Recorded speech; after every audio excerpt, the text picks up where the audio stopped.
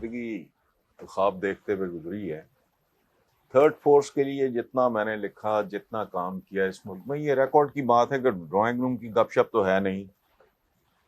मजीद निजामी साहब, अल्लाह गरीक रहमत करे, इतने सीनियर, इतने जय्यद जर्नलिस्ट थे।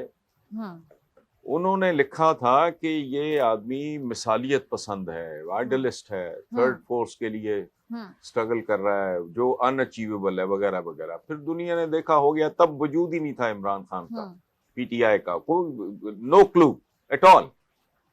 मैं चूंकि कांस्टेंट, मैंने उनसे कहा भी, मैंने कहा आपने जो लिखा है आई एग्री, लेकिन हम तो ड्रीम सेलर्स हैं, हमने तो इस तरह की बात करनी है, अचीवेबल है नहीं है। इन दोनों के होते हुए इस मुल्क में कोई तब्दीली नहीं आ सकती। अच्छा, थर्ड फोर्स आ गई, बन गई और इक्तदार में भी आ गई 22 साल की स्ट्रगल के बाद जी। अब जो कुछ हुआ मेरे लिए it was a personal shock, because इसके लिए सबसे ज्यादा इस फ्रंट पे, मीडिया के फ्रंट पे लड़ाई मैंने लड़ी थी। अच्छा, खबरें अखबार के आप ढेरों के ढेर कॉलम्स उठा के देख लो। अब मैं इस नतीजे पर पहुंचा हूं डसा जाने के बाद कि इस निजाम के होते हुए जी, इस मुल्क में फरिश्तों की कैबिनेट भी आए तो डिलीवर नहीं कर सकती। ठीक, सवाल ही नहीं पैदा होगा। अच्छा, तो ना को तब्दीली आई है ना आएगी। अच्छा, तो हसन निसार साहब निजाम कौन तब्दील करेगा? तो कोई तो होगा ना, तो निजाम भी तब्दील करेगा। ये तो निजाम तब्दीली का नारा लगा कर आए थे जी। पहले जी, नहीं, पहले जी प्लीज आप कंप्लीट कीजिए। एक मिनट ना, इनको पता ही नहीं था कि निजाम क्या होता है। निजाम की तब्दीली क्या होती है? वो कपड़े तब्दील करने हैं आपने। देखो, ये एक ऐसा मुल्क है जिसका निजाम इस तरह का है, निजाम इस तरह का है कि मगरमच्छ निकल जाते हैं, छोटी छोटी मछलियां फंस जाती हैं। सबूत पाकिस्तान की सारी जेलें, पाकिस्तान की सारी जेलें गरीब आवाम से भरी हुई हैं। अशराफिया का एक आदमी, एक, बिल्कुल, इधर से आते हैं उधर से निकल जाते हैं।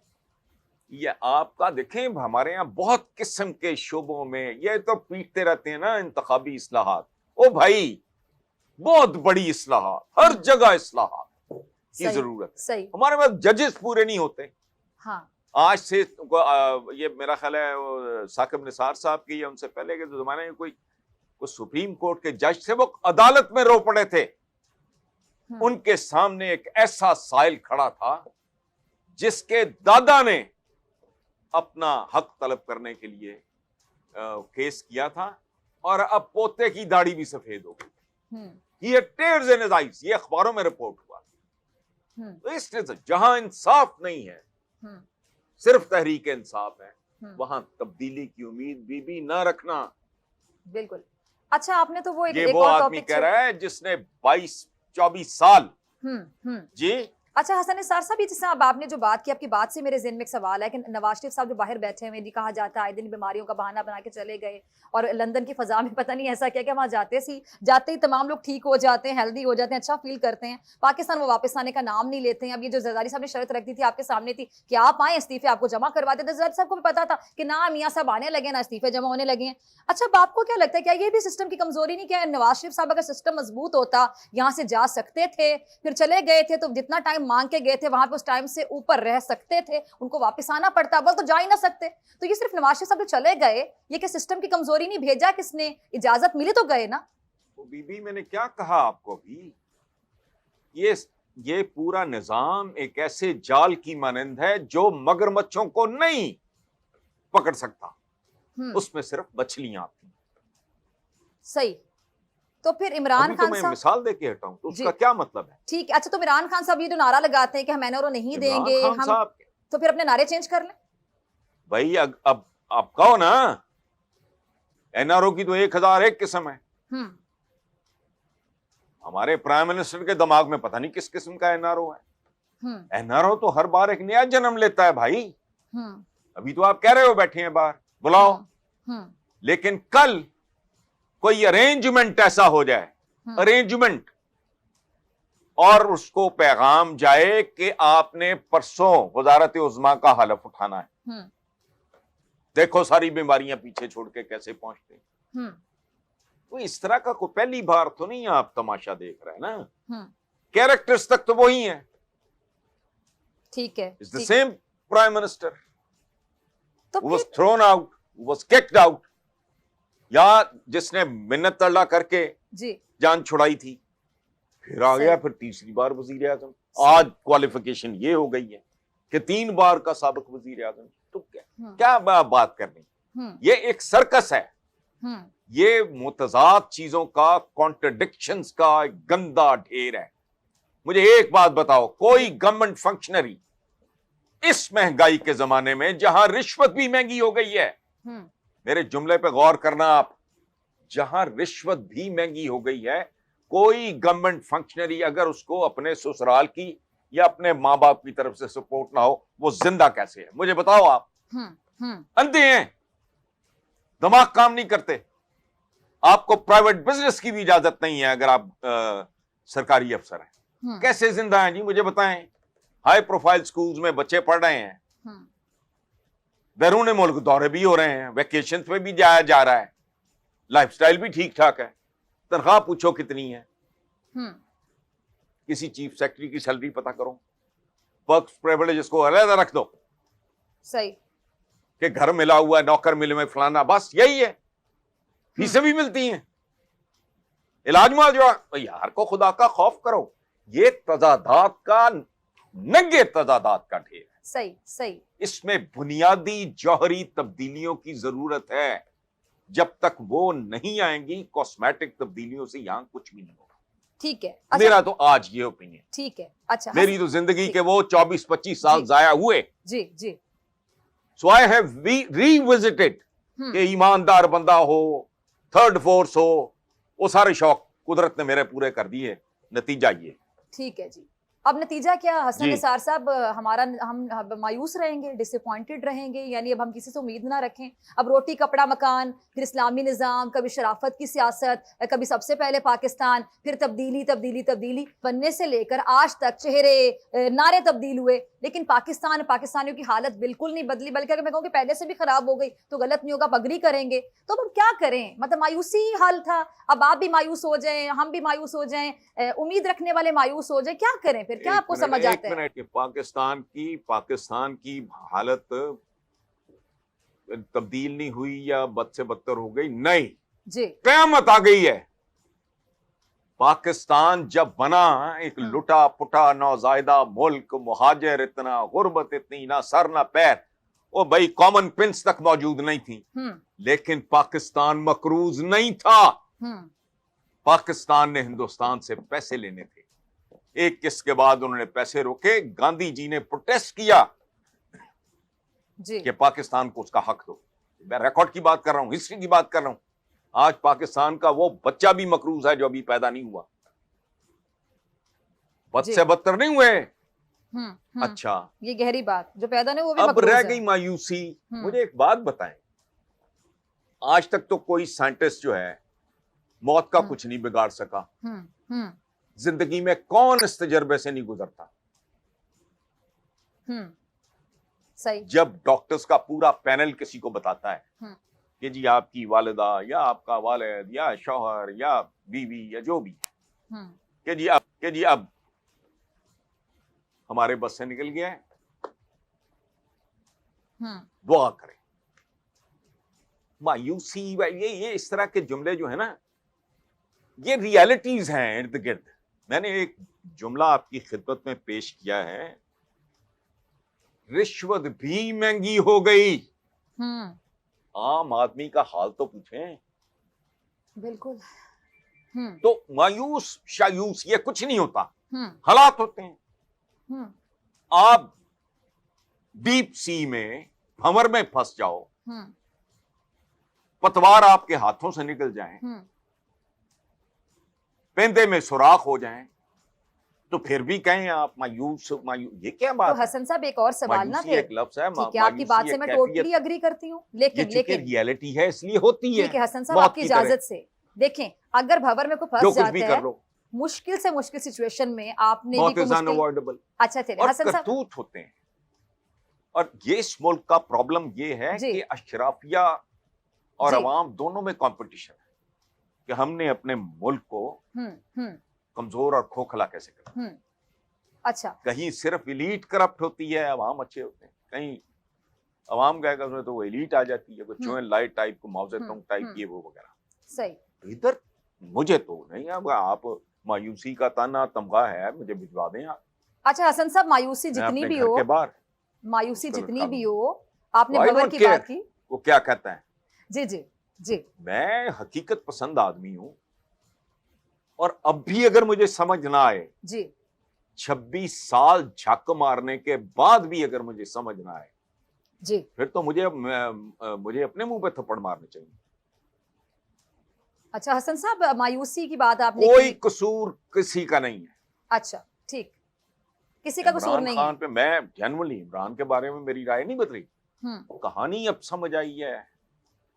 तो यार ये, और एक और बात हम कहते हैं करप्शन तो थी ही नहीं। हम्म जियाउल हक ने नवाज शरीफ इजाद किया तो 7 मुल्क में करप्शन इजाद। उससे पहले जो मेरे एज ग्रुप का बंदा है, कोई उठ के जरा दिखाए मुझे कब्जा ग्रुप का लफ्ज सुना था? किसी ने लिफाफा जर्नलिज्म की इस्तेलाह सुनी थी? ये वो लोग हैं जिन्होंने इंस्टीट्यूशनलाइज किया करप्शन और उसको वे ऑफ लाइफ में तब्दील कर दिया। कोई कम तोलता है, मिलावट करता है, झूठ बोलता है, सही, रंगे हाथों पकड़ा जाए तो वो जवाब ये देता है कि जी असी अपने बच्चे नहीं पालने। ये तो जवाब है। सही। अच्छा बेशर्म लोगों की हर रोज पंजाब फूड अथॉरिटी वो फैक्ट्रियां पकड़ती है जहां जाली दूध बन रहा होता है।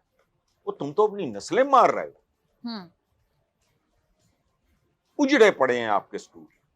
ये चंद हाई प्रोफाइल स्कूल छोड़ दो, बाकी क्या है?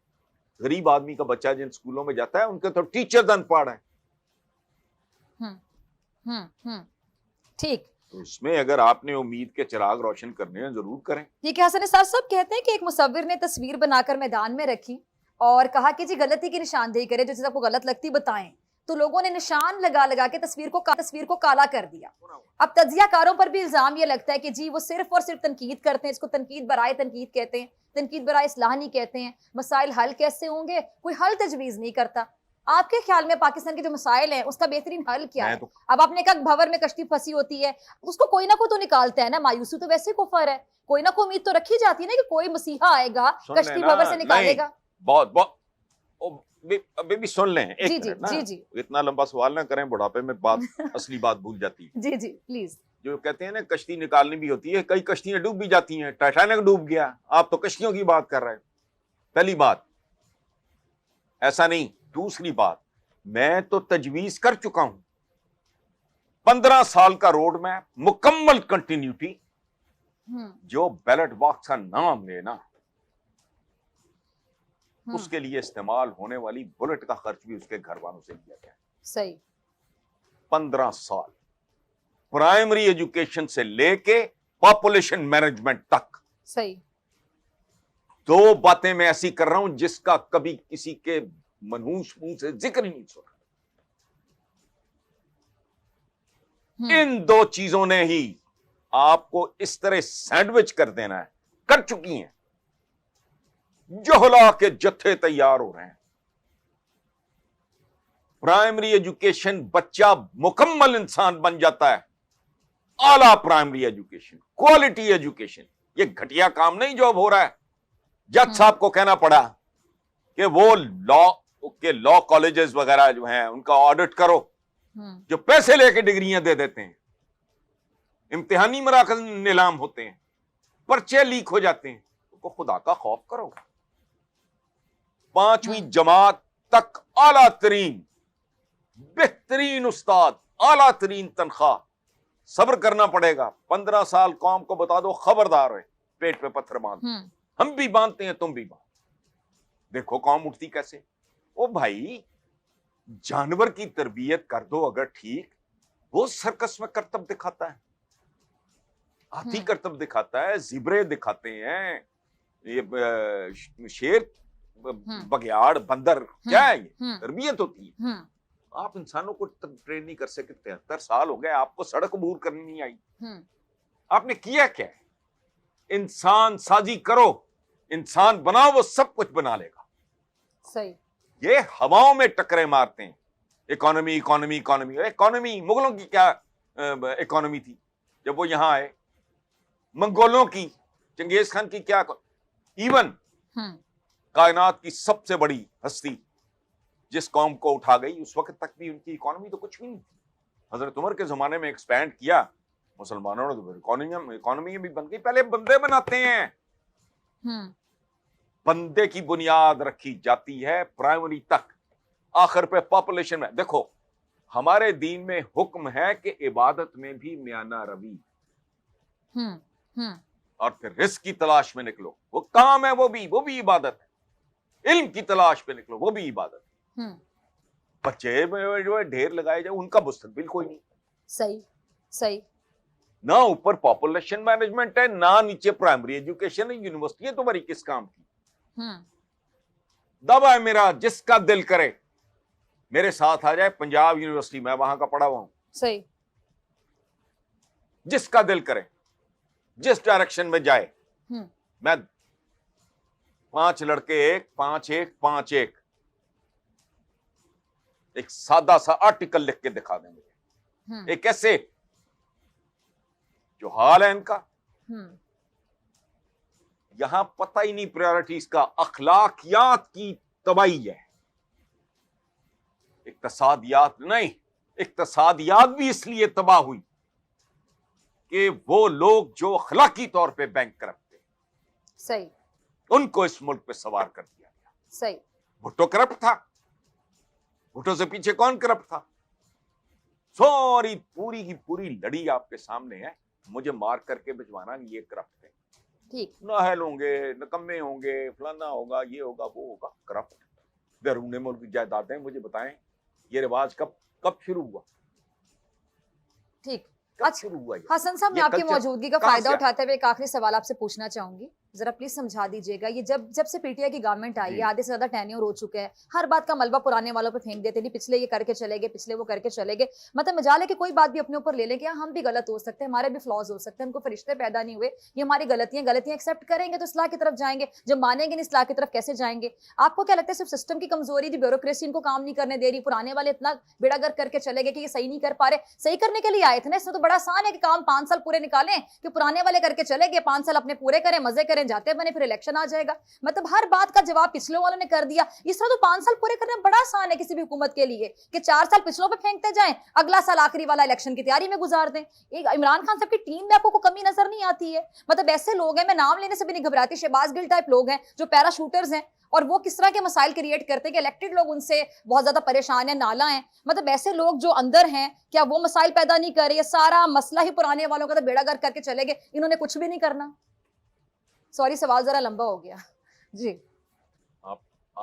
नहीं कोई बात नहीं। सवाल आपका ये सवाल नहीं है जी, ये जजमेंट है, ये कमेंट्री है, और मैं इससे 100% मुत्तफिक हूं जी। मैं डिसएग्री नहीं, ये तबसरा किया है जी जी इसमें सवाल तो कोई नहीं है जी। आपने कहा ये हो रहा है, ये हो रहा है, ये हो रहा है, मैं बिल्कुल इत्तेफाक करता हूं। जी। स्टॉप ब्लेमिंग, होमवर्क नहीं था, वरना सबसे पहले ये चीखते कि यार आते ही कोई हुन नहीं बरसेगा, कोई चश्मे नहीं निकलेंगे, कोई दूध के, और नहरें नहीं बहेंगी शहद की।